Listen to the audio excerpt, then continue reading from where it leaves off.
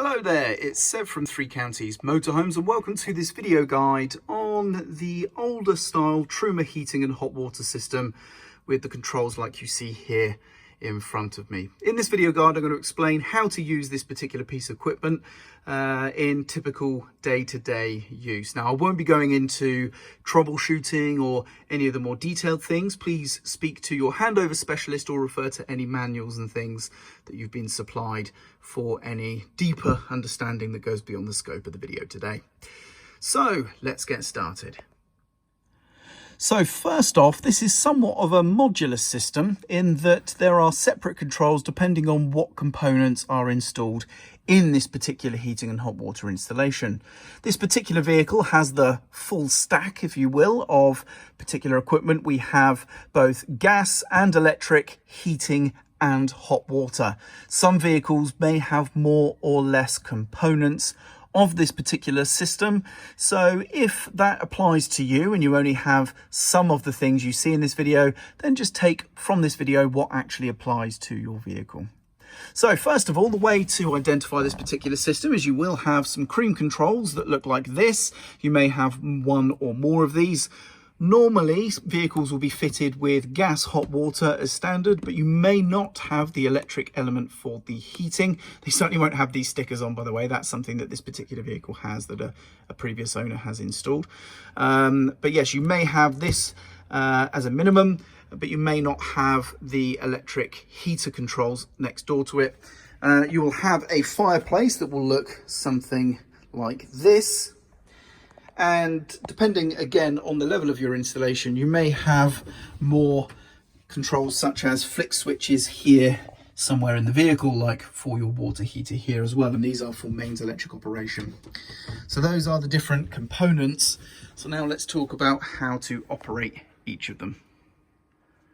First of all, let's talk about the hot water. It's very, very easy to use. So we have the hot water control here, and it's called the Ultra Store. So you've got Truma and then Ultra Store here. Now, for your hot water system to work, please make sure that you have closed any boiler drain valve that you have on your vehicle if applicable, and as it says here, remove the cowl cover before use. So on vehicles such as this, there's going to be an outside flue point for your hot water boiler, and you need to make sure that that cowl cover that protects the boiler flue from dirt and debris is removed, otherwise this system will not work. Once those are certainly affirmed and you know that the cowl cover is removed and your boiler drain is shut, you also need to make sure that you've fully primed your water system to make sure that there is water in your boiler and you're not going to heat an empty boiler. Once that's done, you then need to make sure, of course, that the gas supply is on and working and there's not going to be any issues with gas supply to the system. And then we're ready to go. And all you need to do is flick this red switch from off to on, like so. And you'll get a green light and you'll hear that click. Now I'm actually going to turn this off again, and I'm going to do that while not talking so that you can hear the click of the gas valve itself opening. Ready? Hopefully you heard that loud click that was about a second or so after I turned the panel on. And then all we need to do is just choose our desired thermostat setting for the water temperature here. Okay, if there's a problem, you're going to get that symbol. Okay, that's going to light up and tell us that there's a problem. Now, the reason I know there's a problem is because I haven't removed the cowl cover in this particular instance, so that will prevent the system running. But what I want to do is I'm going to turn it back on again. You'll hear the click, and if we listen for when it shuts itself off because the cowl cover's in place, you'll hear, as that red light comes on, you will hear a dull but still loud click as well, and that's the gas shutting itself off. And that sound will also happen in normal operation when you turn the system off as well. Of course, this is just shutting itself off itself because the cowl cover is not removed, but hopefully you'll hear that loud noise. So first of all, I'm going to turn it on. We'll hear the very loud click of it opening, and then when the red light comes on, we should hear a muffled but still loud click as well. There's the loud one, and just wait for the red light. There it is. Hopefully you heard that. It might not have come across in the video, but that loud click is perfectly normal, and that is just the gas shutting itself off. That is how you use your hot water system though. Flick it on, choose your temperature, and if you have a problem, the red light will come on. Simple as that. Let's now talk about electric operation of your hot water if you have that part of the system installed on your vehicle. And typically all it's going to be is a switch, and believe it or not, is the switch here in this particular vehicle. It's in the cupboard here, labeled water heater. I flick that on. Now the electric element is on, and that's it. There's no temperature selection or anything like that. It's just a simple on-off switch there. Now, of course, for this to work, we do need to make sure we're plugged into mains electricity, but when we are, that will work. Simple as that. And that's how you use your hot water system. Next up, we have the heating. And with the heating, we're going to start with the fireplace, which is going to be the gas operation of the heating. So to use the heating, what we're going to do is going to, of course, make sure the gas system is on and we don't have any problems with the gas supply. And then we're going to be using the controls here on the top of the fireplace. The ones we're going to be interested in is going to be this large dial that has numbers from 0, then anti-clockwise 1 through to 10. And we're also going to use the pilot light viewport, which is a little hole just in the front plate of the heater as well. Now, some fireplaces may have a manual ignition, which will be another button somewhere nearby that will have maybe a lightning bolt symbol or something on the top, and you're going to need to press that repeatedly to click the ignition to light the gas. This particular fireplace has an automatic ignition, but you just pick, just if you have a manual ignition, you're just going to need to ignite that yourself, whereas in this case I'm just going to have to turn the dial and that's it. So to light the gas, all we're going to do here is turn this control from 0, and I usually set it somewhere between 2 and 3, which is going to be more than enough gas pressure to light, but it's not going to be too much to be too intense too soon for the unit. Basically, this unit needs to get up to temperature for it to be able to sustain the gas flow itself. And if you go too hard too soon, then the gas might not light or might not stay lit. So that's what we're going to do. So we're going to move this dial from 0 to somewhere between 2 and 3. And then with this system, it's an automatic igniter. So as soon as I move this from the 0, it will start clicking. If you have a manual igniter, once you've set the gas here, we're going to start igniting. So you can hear, in this case, the automatic igniter. Should hopefully be able to hear that clicking. Now what I'm going to do is I'm going to press down on this control to introduce gas. And that's when, if you have the manual igniter, you're also going to ignite too, until the pilot light lights. Now, with an automatic ignition, the igniter stops clicking when it's lit. For a manual, you're going to have to verify it's lit yourself. And you do that by looking for the pilot light, and there it is. Okay, so now I've seen the pilot light lit. I'm going to let go of the gas control, and I'm just going to leave it like this for a few seconds just to let it warm up, and then I'm going to increase the gas flow just by twisting this further into the higher numbers. Now at some point, what's going to happen is it's going to almost change up a gear, if you will. You're going to hear a poof, and it will be a much more intense gas flow. So let's do that. So I'm turning this now gradually up, and let's see what happens. There's the poof. I don't know if you can hear, but it's struggling to keep itself lit. So if that happens, just bring it back down to between the 2 and the 3.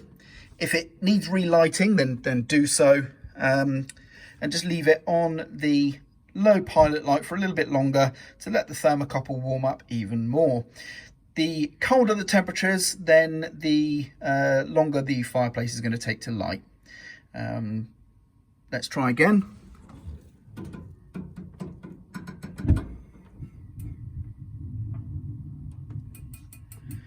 This time, it's so close to staying lit, I'm just going to push the gas flow in and hold it on the more intense setting, which should warm it up a little bit faster. Now I'm going to let go.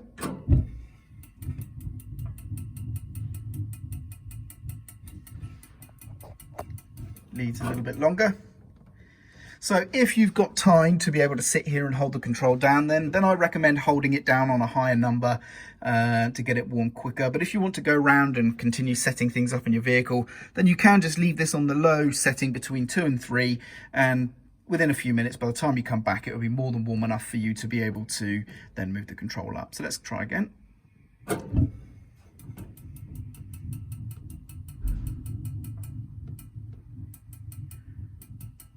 Oh, it's really close. Try once more by holding down.